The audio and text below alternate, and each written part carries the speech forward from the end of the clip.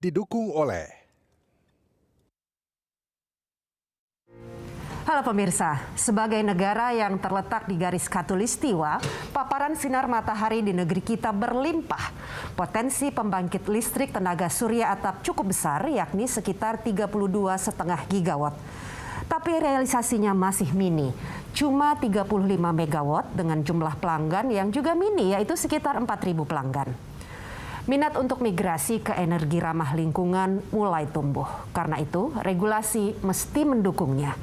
Saat ini Kementerian Energi dan Sumber Daya Mineral sedang merevisi Peraturan Menteri ESDM nomor 49 tahun 2018 tentang penggunaan sistem pembangkit listrik tenaga surya atap oleh konsumen PLN. Mengapa revisi tadi urgen? Sudah sejauh mana proses revisi Permen ESDM tadi? Lalu apa manfaatnya untuk mendongkrak penggunaan energi surya atap serta peningkatan bauran energi baru dan terbarukan? Pemirsa, kita akan mendiskusikan topik mendorong peningkatan energi surya bersama para narasumber kompeten. Saya Rika Amru, inilah Green Talk. Energi surya bukan hal baru, tapi warga yang menggunakannya masih sedikit. Sampai Mei lalu, pengguna PLTS atap mencapai 4.000 pelanggan. Sangat mini jika dibandingkan dengan pelanggan listrik PLN, tapi meningkat jika dibandingkan data November 2018, di mana saat itu pengguna PLTS atap cuma 592 pelanggan. Kementerian ESDM punya komitmen untuk meningkatkan pengguna PLTS atap. Terlebih, pemerintah menargetkan bauran energi baru dan terbarukan sebesar 23% pada tahun 2025. Revisi terhadap Peraturan Menteri ESDM nomor 49 tahun 2018 pun dilakukan. Misinya, migrasi ke energi ramah lingkungan, termasuk energi surya, melaju kencang. Melalui sambungan Zoom sudah hadir bersama saya Pak Dadan Kusdiana, Dirjen Energi Baru Terbarukan dan Konservasi Energi Kementerian ESDM, Pak Fabi Tumiwa, Ketua Umum Asosiasi Energi Surya Atap Indonesia atau AESI, dan juga Pak Antoni Utomo, seorang praktisi sekaligus penggagas solarpreneur. Pak Dadan, Permen nomor 49 tahun 2018 harusnya sudah selesai Pak direvisi Pak. Sekarang posisinya di mana? Ya, kita ini prosesnya udah dari Januari ya tahun ini ya, jadi cukup panjang nih proses-prosesnya. Kalau jumping ke ujungnya, baru hari yang lalu tanggal 18 keluar berita acara bahwa harmonisasi di Kumham ini sudah selesai. Ya, jadi ini proses-proses yang harus kita lewati. Nah, berdasarkan aturan untuk permen-permen yang sifatnya strategis, ini harus mendapatkan izin dari Presiden. Nah, Menteri ESDM sudah kirim surat ke Presiden tanggal 29 Juni melalui Seskap. Nanti syaratnya adalah harmonisasinya sudah selesai. Jadi sekarang kita berproses dengan Seskap untuk memastikan bahwa izin Presidennya keluar. Biasanya tidak lama. Oke, Pak Fabi, ya meskipun masih menunggu persetujuan dari Presiden, tapi paling tidak proses harmonisasi di Kumham sudah selesai. Ini berita menggembirakan tentunya buat Anda.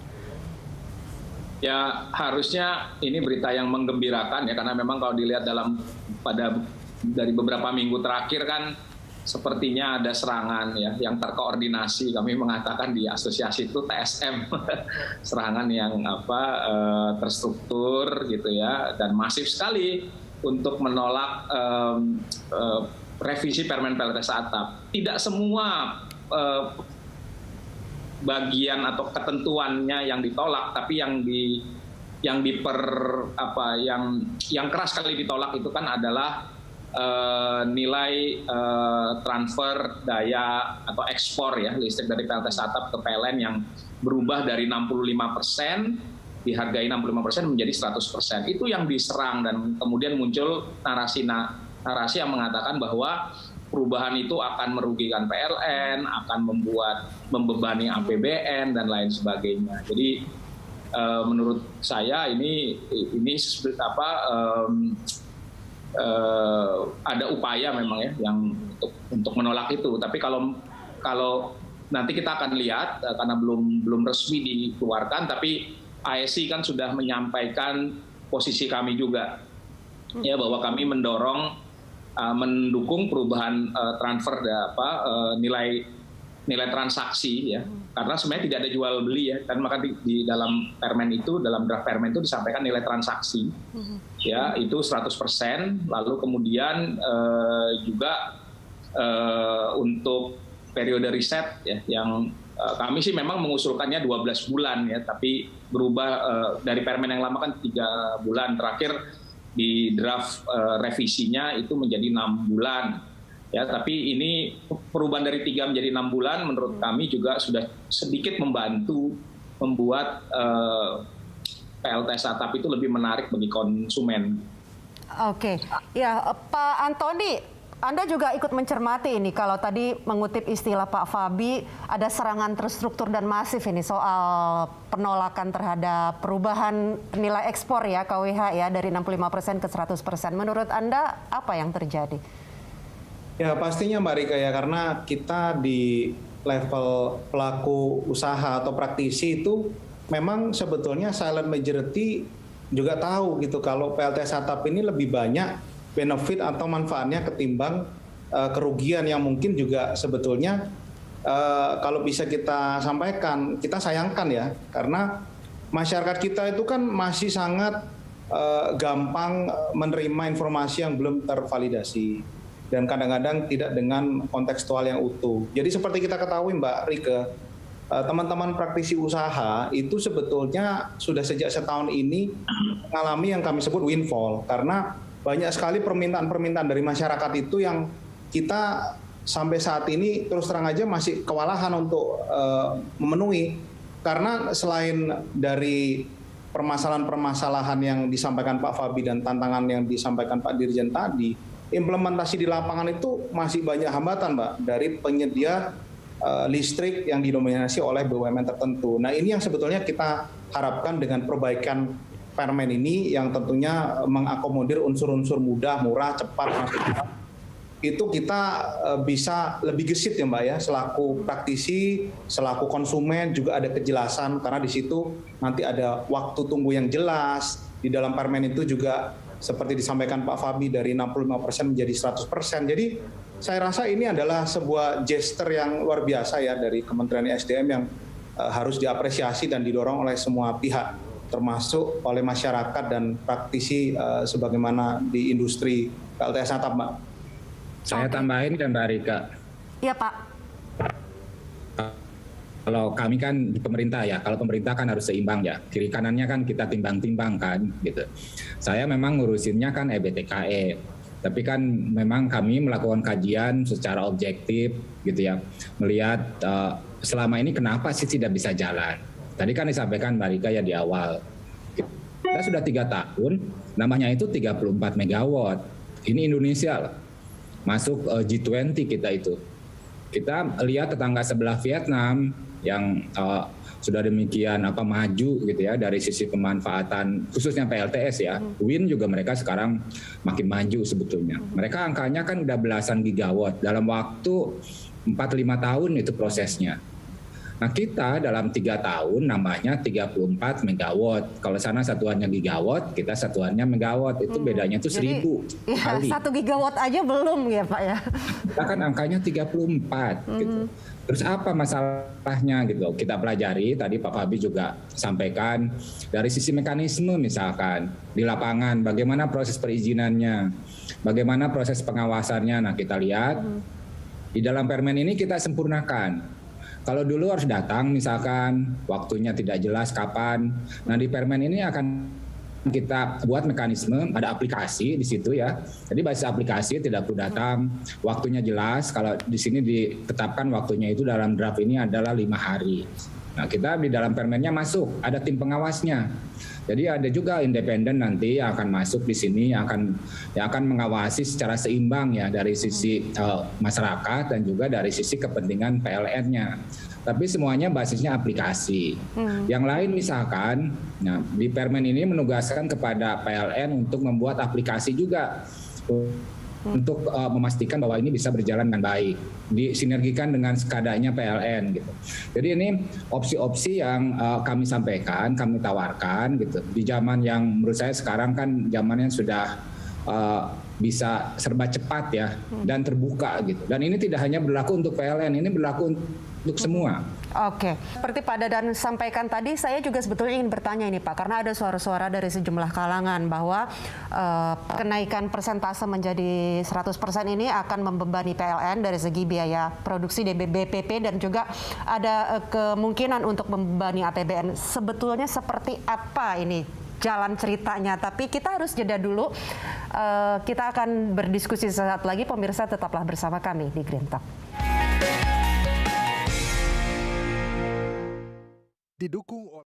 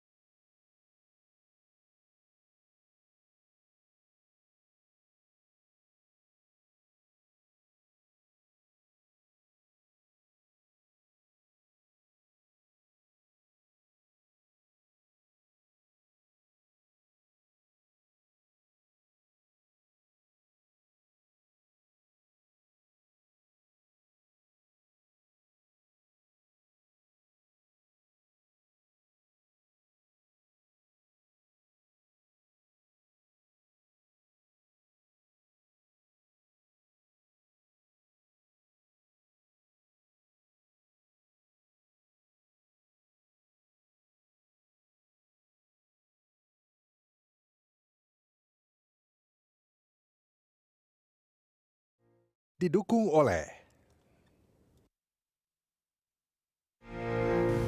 Ya, pemirsa, kita lanjutkan diskusi kita. Ini tadi pertanyaan saya ke Pak Dadan ini, Pak, sebetulnya bagaimana sih jalan ceritanya ini tentang kritik sebagian kalangan yang menyebutkan bahwa BPP PLN akan naik begitu dengan kenaikan nilai ekspor KWH ini begitu, dan kemudian bisa membebani APBN dan juga bisa membebani pelanggan PLN nantinya ke depan.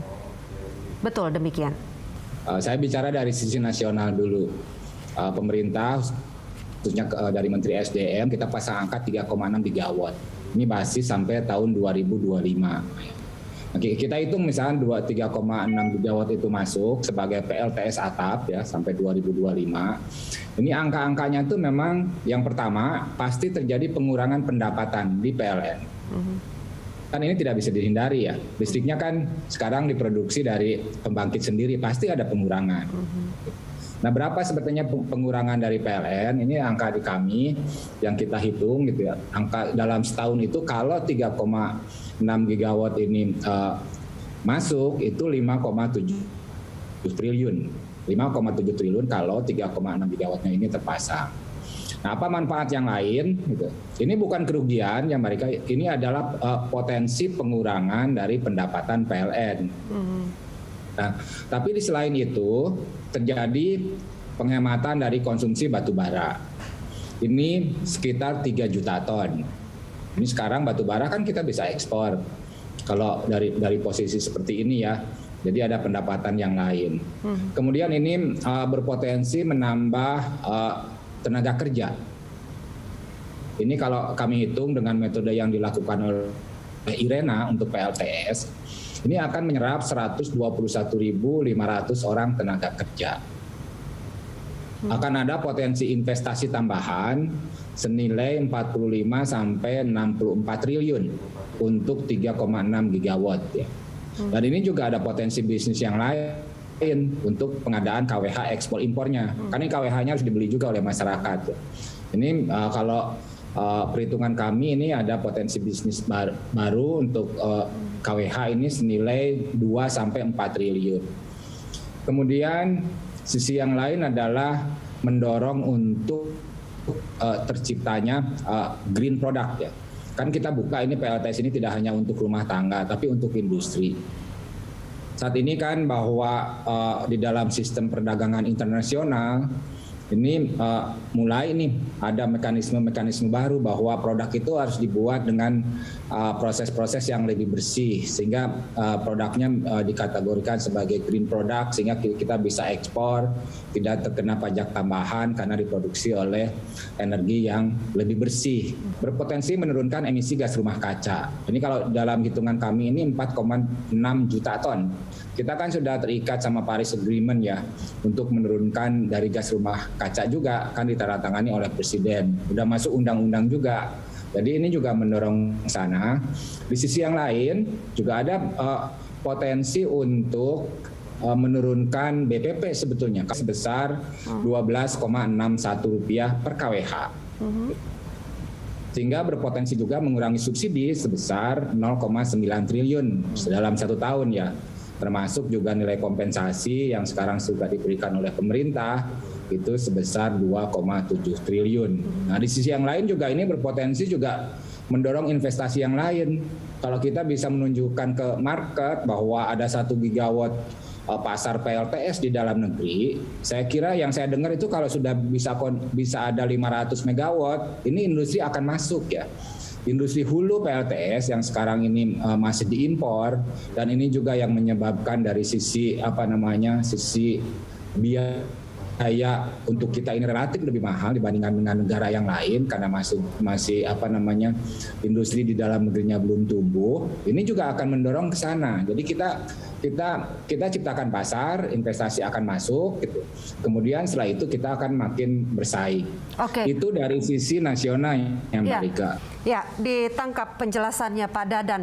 Pak Fabi, nah ini dampak dari perubahan nilai ekspor listrik PLTS atap ini ya dari 65% ke 100% ini tentunya kalau penangkapan saya ini membuat PLTS atap ini semakin seksi dan semakin bisa dilirik oleh calon konsumen. Sebesar apa kalau menurut Anda potensi itu?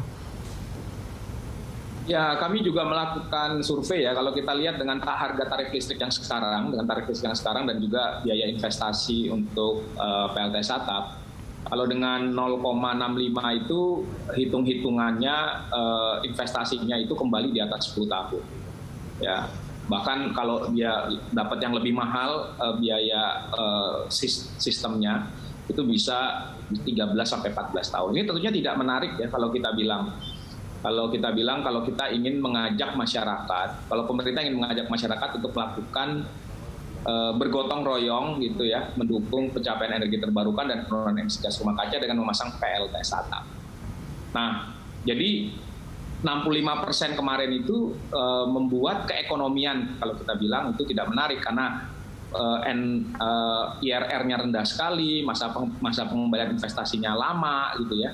Nah, jika kemudian dijadikan 100%, kita hitung-hitung itu masa pengembalian investasinya yang tadinya di atas 10 tahun itu bisa turun paling tidak di level 7 tahun. Ini cukup menarik walaupun kemudian kalau kita lihat dari IRR-nya itu masih sangat rendah. Artinya kalau dibandingkan dengan orang misalnya ya, saya nggak usah pasang PLTS, saya punya uang. Harga 1 KWP saat ini di pasaran untuk yang skala kecil kan kira-kira sekitar 15 jutaan. Saya punya uang 15 juta, pilihan saya tuh saya ingin pasang PLTS atap, ya, atau saya ingin biarkan uangnya di bank gitu, atau saya berinvestasi yang lain. Itu kan pilihan orang. Nah, kalau dengan PLTS atap tadi sebenarnya pengembaliannya yang 65% tidak menarik. Jadi kalau dibuat 100% itu masih lumayan menarik walaupun tingkat IRR-nya itu masih tidak terlalu besar, ya. Tapi juga kita melihat ada motivasi lain dari masyarakat yang memasang PLTS atap karena mereka juga menjadikan ini sebagai gaya hidup, ya, dan juga berkontribusi kepada negara untuk meningkatkan penggunaan energi bersih tadi. dan menurunkan emisi gas rumah kaca. Nah, itu bisa mengkompensasi tadi apa yang dari sisi finansial mungkin tidak lebih baik dibandingkan dengan investasi yang lain. Pengembaliannya 7 tahun kalau dibandingkan dengan proyek-proyek atau aktivitas efisiensi energi yang bisa mengembalikan investasi di bawah 5 tahun gitu ya. Jadi sebenarnya tidak, tapi akan sangat memperbaiki gitu ya dibandingkan sebelumnya. Nah, dengan adanya perbaikan inilah kami berharap agar pasar untuk PLTS atap ini bisa tumbuh gitu. Karena ingat PLTS atap itu yang berinvestasi bukan PLN, bukan BUMN lain, bukan pemerintah, nggak pakai uang pemerintah, ini uang masyarakat. Ya, karena uang masyarakat itu sebenarnya kan harus dihargai ya. Masyarakat tidak nyari untung di situ, apalagi listriknya dipakai sendiri, kan nggak ada kemauan masyarakat untuk menjual listriknya ke PLN, enggak gitu. Oke, at the end begitu ya. Nah, tadi Pak Fabri mengatakan bahwa investasi pengembaliannya itu sebelumnya bisa di atas 10 tahun, sekarang sudah membaik menjadi 7 tahun gitu. Nah, tapi ini ada semacam semacam stigma begitu Pak Antoni di sebagian masyarakat bahwa ya 7 tahun itu mungkin lebih pendek memang dia dibandingkan 10 tahun, tapi tetap saja relatif lama begitu. Belum lagi terus kemudian investasi awal soal PLTS atap. Nah, dari sisi industri katakanlah begitu, menurut Anda ada tidak terobosan yang bisa dilakukan lagi untuk membuat PLTS atap ini lebih seksi sehingga lebih banyak, lebih besar masyarakat yang bisa terjangkau? Ya, makasih Mbak Rika. Jadi pada prinsipnya kan yang tadi Pak Fabi sampaikan itu dengan asumsi pembeliannya itu menggunakan pembayaran kontan ya Mbak Rika. Padahal kita sudah ketahui banyak sekali lembaga-lembaga yang berinovasi ya, lembaga keuangan yang mereka itu sudah bisa melakukan proses dengan mencicil gitu Mbak Rika. Nah, proses mencicil ini kita pernah exercise, contohnya dengan salah satu koperasi yang dia mengumpulkan anggotanya dan memberikan akses pembiayaan untuk PLTS atap. Itu setelah kita hitung, sehari itu Mbak Rika kan setidaknya pada saat mereka membayar untuk listrik di PLN misalnya, dan mereka membayar cicilan, toh kos itu akan tetap keluar. Nah, kita hitung top up-nya itu atau tambahan dia setelah dikonversi dengan penghasilan, itu nggak besar.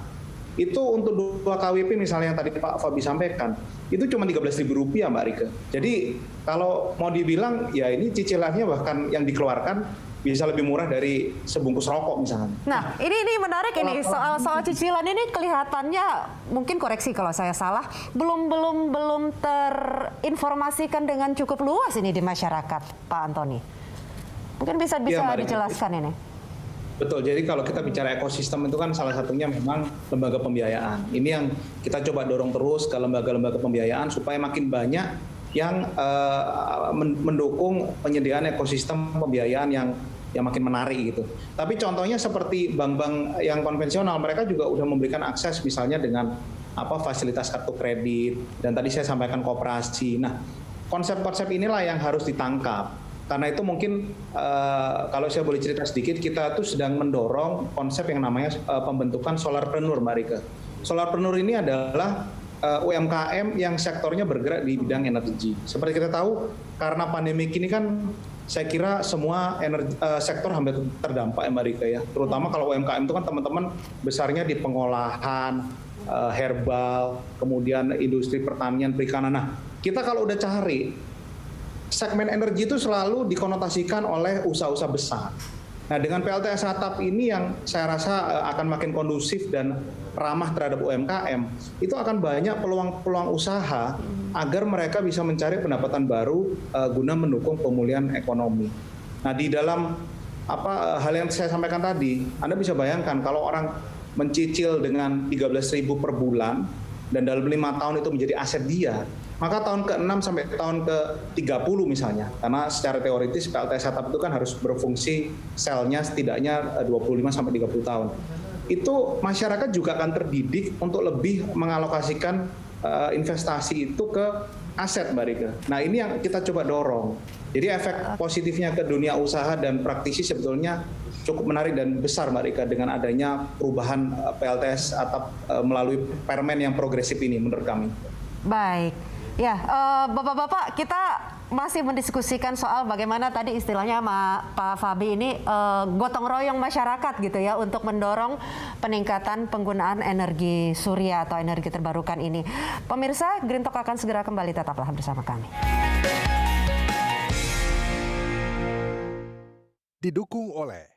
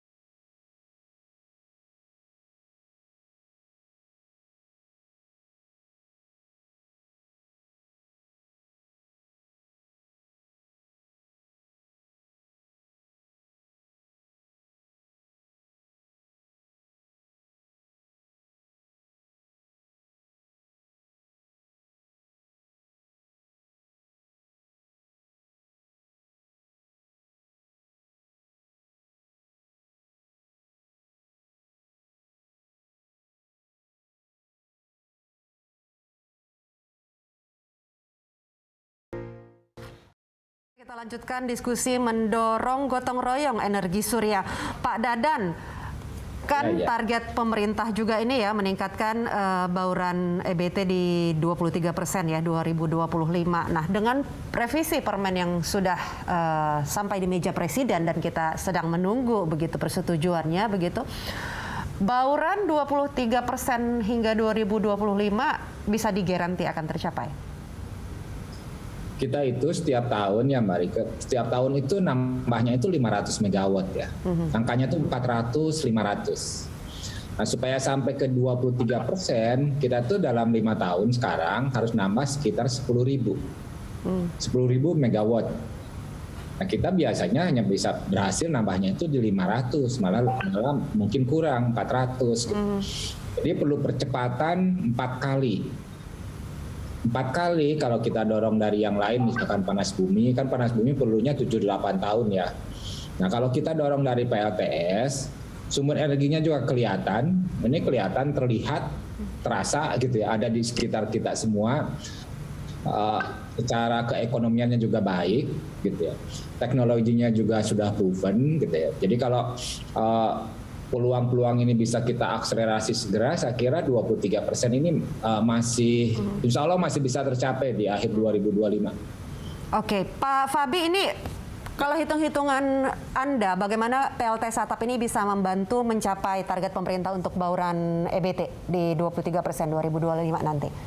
Ya, tadi katakan Pak Dirjen kan harus nambah 10 gigawatt ya kira-kira dalam waktu 5 tahun, 4 tahun lah. Kayaknya 2021 udah setengah jalan. Tapi memang kalau dilihat dari semua sumber energi yang tersedia saat ini, Indonesia ini kaya ya dengan energi terbarukan. Tapi kalau kita lihat berdasarkan sumber daya maupun waktu yang diperlukan untuk memasang 10 gigawatt itu, memang yang paling ideal adalah surya. Kenapa? Ya khususnya kalau kita bilang surya itu PLTS atap itu yang bisa paling cepat. Kenapa? PLTS atap itu tidak harus dipasang di atas tanah. Jadi isu mengenai ketersediaan lahan, perlu pembebasan lahan yang selama ini jadi kepusingan tersendiri ya. Kalau kita mau punya proyek itu bisa dihindari. Yang kedua, dari sisi investasi. Bayangkan kalau 10 gigawatt itu yang harus dibangun itu diberikan bebannya kepada misalnya BUMN untuk bangun. Ya, semua BUMN kan lagi nggak sehat juga dari sisi finansial hari ini. Kemampuan berinvestasinya rendah. Nah, dengan adanya PLTS atap ini, sebenarnya tadi masyarakat ikut gotong royong untuk berinvestasi mendukung pencapaian energi terbarukan. Gitu. Jadi memang PLTS atap ini fit for purpose gitu istilahnya ya. Kalau kita bilang, jadi bisa dibangun dengan cepat, yang investasi itu adalah masyarakat ikut bergotong royong, ya, dan sebenarnya tadi ada manfaat-manfaat ekonomi yang jauh lebih besar yang bisa didapatkan dari sekedar tadi misalnya ada penurunan pendapatan dari PLN yang masih bisa dihitung-hitung juga. Tadi Pak Dirjen kan hitung-hitung sebenarnya juga penurunan pendapatannya itu tidak kecil sekali gitu ya. Nah, kalau kita bandingkan dengan manfaat yang didapatkan, sebenarnya nggak ada apa-apa penurunan yang kecil itu. Saya masih tertarik sekali dengan apa tadi Pak Antoni sebelumnya katakan, ini bagaimana mendorong lembaga pembiayaan begitu ya. Nah, kalau menurut Anda ada aturan atau kebijakan khusus tidak yang harus kemudian dilakukan ini Pak Antoni mengenai misalnya insentif, disinsentif begitu bagi lembaga-lembaga pembiayaan agar mendorong penggunaan PLTS atap ini lebih masif begitu di masyarakat? Kalau kita lihat beberapa contoh ya di negara lain itu kan banyak sebetulnya. Contoh yang paling hangat hari-hari ini kan tadi yang sempat sampaikan ada namanya green products ya. Jadi kalau kita bicara carbon border tax di Eropa itu kan mulai tahun 2026 akan efektif.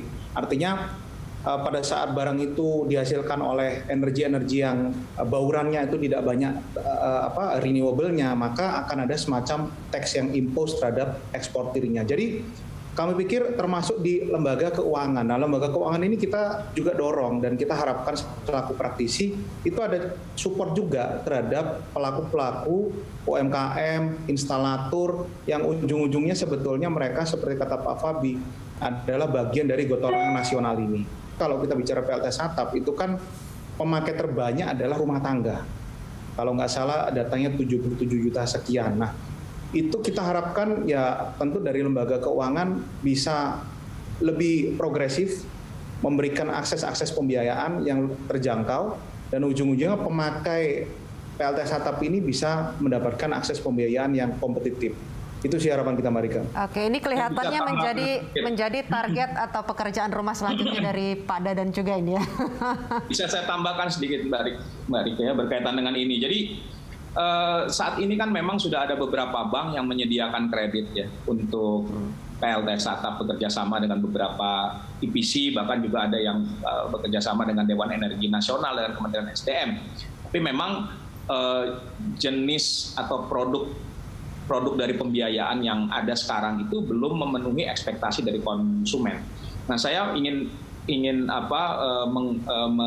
menyampaikan juga bahwa memang dari hasil survei yang kita lakukan, sebagian besar dari masyarakat, kalau dari hitungan kami itu potensinya 9-11% ya dari rumah tangga Indonesia itu berminat pasang PLTS atap. Tapi sebagian besarnya itu memiliki keterbatasan dalam menyediakan upfront payment.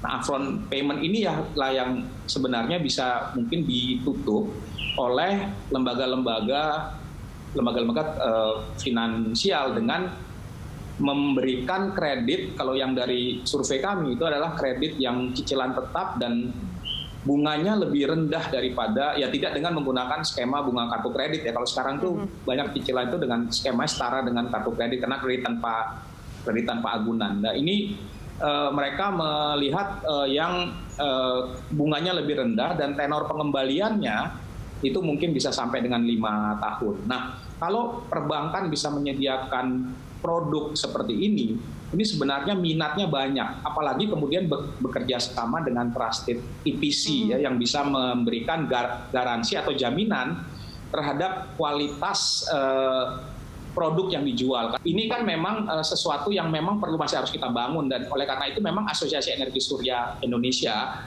kami ini punya program juga dalam rangka membantu pemerintah itu memperkuat ekosistem PLTS, salah satunya dari sisi pembiayaan tapi juga standarisasi ya, supaya konsumen yang menggunakan teknologi ini itu merasa nyaman dan tidak ragu terhadap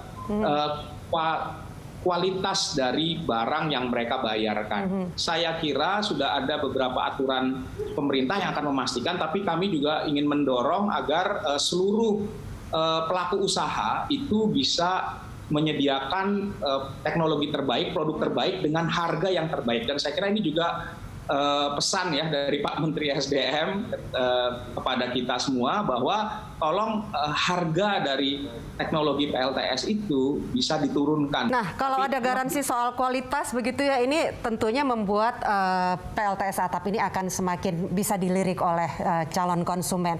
Bapak-bapak, di segmen selanjutnya kita akan mendiskusikan bagaimana gotong royong atau partisipasi masyarakat ini bisa kemudian kembali benefitnya ke masyarakat itu sendiri di masa mendatang. Pemirsa, Green Talk akan segera kembali. Didukung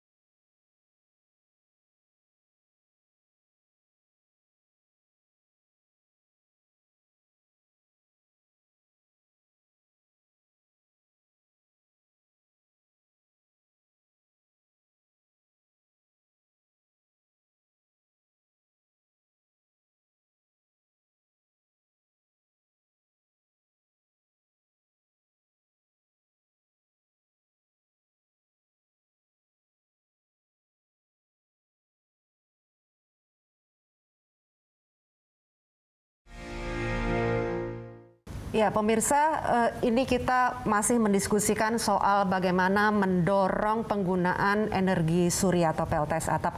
Pak Fabi, ini soal manfaat sosial, ekonomi, dan juga lingkungan pada pengembangan PLTS atap. Karena masyarakat kan sebagian itu berpikirnya, ya kalau mahal walaupun pengen tapi belum tentu sanggup. Nah ini tadi kalau bisa mendorong lembaga pembiayaan sehingga ini bisa lebih terjangkau dan kemudian manfaat atau benefitnya itu sebetulnya akan dirasakan sendiri oleh pengguna nantinya.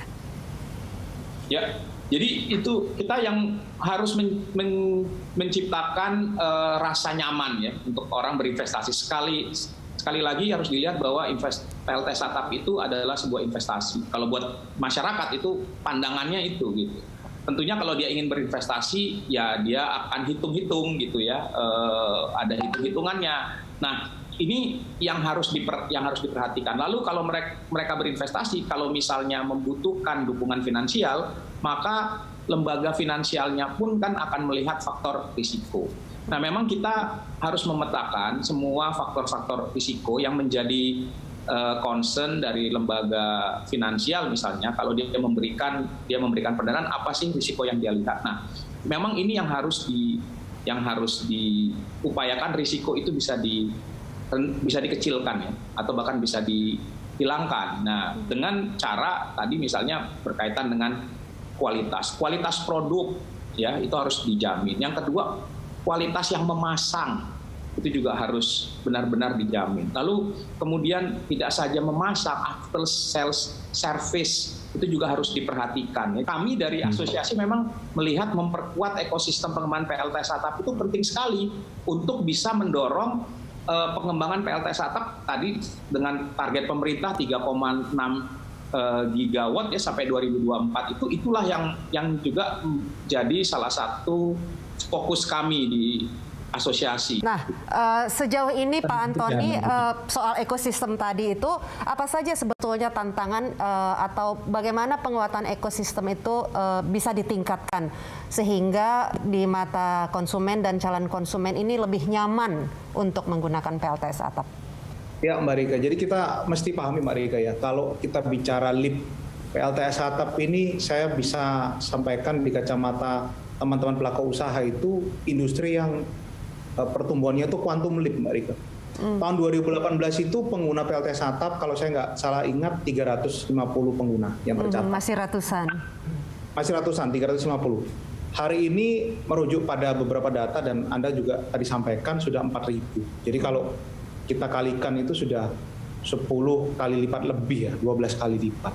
Artinya apa? Kalau kita lihat pertumbuhan nasional, ini adalah industri yang sangat-sangat driven oleh teknologi yang makin terjangkau, yang makin murah. Menurut bahasa Pak Dirjen tadi, sudah proven gitu kan. Ini bukan rocket science, sudah di seluruh dunia, bahkan negara tetangga yang lebih kecil dari kita pun jauh lebih cepat. Nah, atas dasar itu, memang harus didukung oleh dukungan semua pihak. Karena seperti kita ketahui, salah satu komponen investasi terbesar itu kan baterai. Nah, dengan adanya proses net metering, titipan listrik, dan lain-lain, ini adalah salah satu breakthrough agar orang itu lebih percaya diri, agar pengguna itu lebih nyaman. Untuk info Mbak Rika sama para pemirsa ya, jadi sebelum 2018 itu banyak sekali rekan-rekan kita di asosiasi, di Apindo, di Kadin, itu waktu mereka pasang solar cell, ya didatangin oleh oknum-oknum gitu Mbak, yang mempertanyakan sebenarnya pasang solar cell itu kan dianggap sebagai salah satu pembangkit listrik ya. Cuman bedanya ini kan pembangkit listriknya pribadi gitu, karena milik sendiri. Nah, Permen SDM 2018 itu adalah terobosan bagi para pengguna dan pelaku usaha. Tetapi masalahnya adalah implementasi itu tidak semudah yang dibayangkan banyak orang. Jadi sebagai contoh aja Mbak ya, ada salah satu kolega kita itu di Jawa Timur pada saat dia melaksanakan pemasangan, itu tidak dikasih net metering selama berbulan-bulan, hampir 1 tahun. Dan ada juga yang pengguna itu disuratin gitu, bahwa ini harus ada SLO, karena kalau tidak nanti ada jerat pidana. Jadi kata-kata bahasa-bahasa represif itulah yang kita agak sesalkan ya. Dan mudah-mudahan dengan adanya revisi Permen ini bisa menjawab banyak ketakutan, concern, maupun tantangan-tantangan di masyarakat. Karena di situ akan ada tadi seperti Pak Dirjen sampaikan, aplikasi, ada transparansi, nanti berapa hari net metering itu harus datang. Nah, kepastian inilah Mbak Rika yang sangat-sangat dinanti oleh para pengguna dan pelaku usaha ya. Survei dari beberapa lembaga terkemuka itu, kenapa hambatan belum meledaknya PLTS atap ini, salah duanya adalah satu, informasi yang sangat terbatas di masyarakat. Dan ini memang tanggung jawab kita semua, saya rasa tidak hanya regulator, teman-teman di asosiasi, tapi juga pelaku usaha ya, praktisi pemasang PLTS atap ini berkewajiban untuk mengedukasi informasi yang tepat gitu ke masyarakat. Kedua adalah yang tadi Pak Fabi sampaikan, jadi instalaturnya juga harus ada. Nah, kalau sudah dua ini terpenuhi, saya kira dengan ekosistem yang didorong oleh dukungan semua pihak, termasuk dari PLN maupun pemegang wilayah usaha lain, kami kira yang tadi Pak Dirjen sampaikan itu bisa tercapai kok itu Mbak Rika. Pak Dirjen, tadi situasi di lapangan ada tantangan-tantangan yang ternyata terjadi begitu ya mengenai PLTS atap ini. Nah, apa kemudian komitmen kebijakan pemerintah dan support yang akan dilakukan oleh pemerintah agar situasi yang disampaikan Pak Antoni tadi itu tidak terjadi lagi nih kalau kita memang betul-betul ingin menyukseskan target bauran EBT di 2025? Iya, Mbak Rika, bahwa di Permen ini yang diatur kan yang sekarang banyak dibicarakan 100% itu ya, tapi sebenarnya kita banyak memperbaiki banyak hal ya di dalam Permen tersebut ya. Tadi misalkan bagaimana kita yang dari Pak Fabi itu risiko. Nah, di dalam Permen ini diatur bahwa PLTS-nya ini harus ada SNI. Jadi hanya produk-produk yang sudah lolos SNI yang bisa dipasang. Kemudian siapa yang boleh masang? Memang ini kan konsumen ya, pemilik rumah. Tapi pemilik rumah sendiri kalau dia tidak punya sertifikat untuk memasang, ini tidak bisa masang. Tidak boleh. Tidak boleh, jadi ini harus dipasang tadi persis oleh pihak yang memang tersertifikasi. Ini dengan maksud supaya listriknya juga bagus, aspek safety-nya juga benar gitu, tidak membahayakan baik untuk yang memasang maupun dari sistem penyediaan listriknya. Jadi ini diatur demikian detail di situ ya, di dalam Permen tersebut. Juga misalkan kita melihat nanti ada rumah, misal rumah kemudian di belakangnya terpisah ada atap gitu ya, itu juga kita atur dengan cukup rinci ya. Apa yang dimaksud dengan atap? Gitu. Kemudian kalau skala besar bagaimana? Nanti kaitannya sama sistem. Nah, di dalam Permen juga diwajibkan kalau untuk skala tertentu di atas 3 megawatt kita taruh angkanya itu harus memakai weather forecast ya. Ada alat yang bisa meramal cuaca. Dan alat ini harus connect dengan sistemnya PLN. Sehingga PLN juga bisa secara real time, secara waktu yang sama gitu memantau dari pergerakan demand supply-nya, terutama dari sisi supply ya, dari sisi penyediaan listriknya. Jadi kita atur sampai sana ya, tidak ada transaksi, bahwa ini adalah bukan untuk IPP terselubung. Ini tidak ada arah ke sana. Ini arahnya memang dipakai sendiri, kalau lebih dititip kemudian diambil. Itu seperti itu. Memang masih banyak hal-hal yang harus kita pastikan dalam pelaksanaannya. Kita dalam waktu 6 bulan setelah Permen ini terbit, nanti 2 aplikasi satu disusun oleh Kementerian SDM untuk sistem perizinan. Kemudian yang kedua nanti aplikasi yang ada di PLN yang akan memastikan sinergi dengan sistem operasinya di PLN. Jadi nanti akan ada 2 aplikasi yang akan dibuat. Dan ini menurut kami ini akan bisa memastikan tuh di proses-proses mulai dari daftar sampai mendapatkan net meteringnya. Ya, Bapak-Bapak, kita masih punya satu segmen terakhir. Pemirsa, Green Talk akan segera kembali. Didukung oleh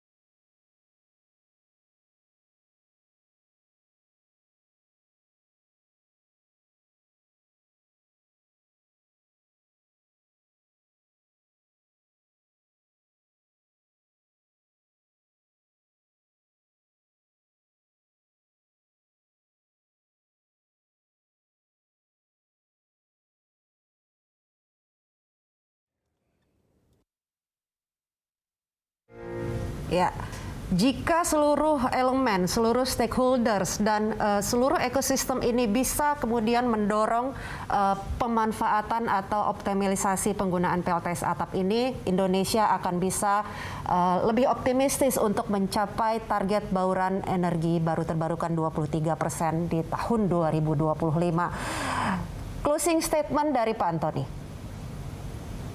Baik Marika, jadi kalau saya itu pribadi orang yang percaya teorinya Charles Darwin ya. Jadi kalau kita bicara PLTS atap ini kan sudah tren bukan di Indonesia aja, ini tren dunia. Adalah sebuah keniscayaan. Jadi saya melihat pandemik ini sebuah tantangan tapi juga peluang.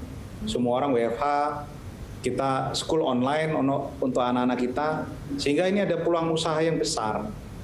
Dan saya pikir bukan sebuah hal yang mustahil untuk kita bergotong royong. Pemulihan ekonomi itu salah satu solusinya, alternatif bagi banyak pihak adalah PLTS atap.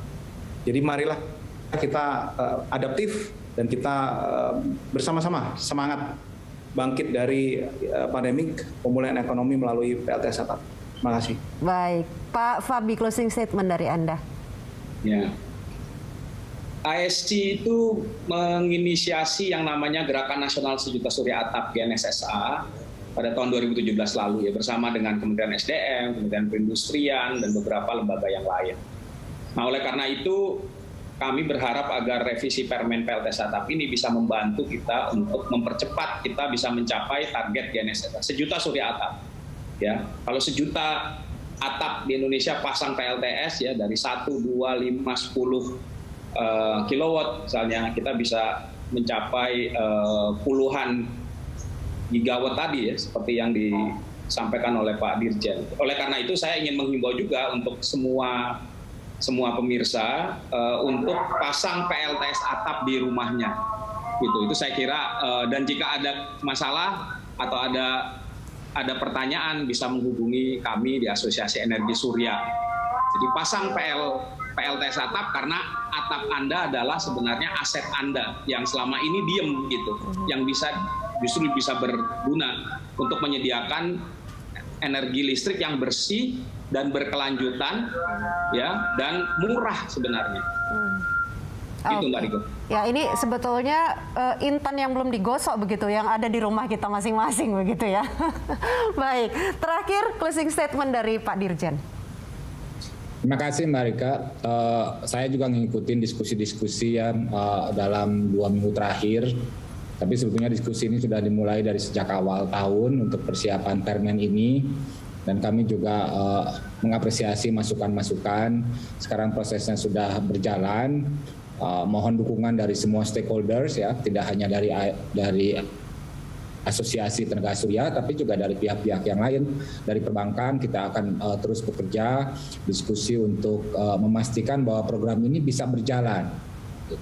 Permen ini adalah satu tahapan untuk menuju pencapaian 23% EBT di 2025 dan juga sebagai salah satu program yang dimaksudkan untuk mencapai target penurunan gas rumah kaca kita. Terakhir, bahwa program PLTS atap ini sekarang sedang diproses untuk menjadi salah satu proyek strategis nasional. Ini sudah diarahkan oleh Presiden di dalam ratas. Jadi ini akan menjadi satu program utama dari Presiden yang pasti kami dan seluruh pihak ini akan mengawal untuk pelaksanaannya. Demikian Mbak Rike, terima kasih. Baik, terima kasih Pak Dirjen. Ini tadi Pak Fabi mengatakan ini calon konsumen bisa menghubungi IC ya kalau untuk bertanya. Ini ada semacam website atau bahkan hotline center begitu yang bisa di-share? IC bisa dihubungi via website atau media sosial ya. Bisa saya kira dengan mudah, juga bisa dihubungi dengan berbagai kanal yang ada gitu. Baik. Sekali lagi Pak Fabi, Pak Antoni, Pak Dadan, terima kasih ini sudah berdiskusi. Ya, semoga dengan langkah ini bisa mempercepat atau membuat kita lebih optimistis untuk mencapai target bauran EBT 23% di 2025. Pemirsa, sampai di sini diskusi kita tentang mendorong penggunaan PLTS atap dan untuk menurunkan emisi gas rumah kaca. Sampai di sini Green Talk, ayo jaga bumi, selamatkan masa depan. Saya Rika Amru pamit, terima kasih atas kebersamaan Anda dan sampai jumpa.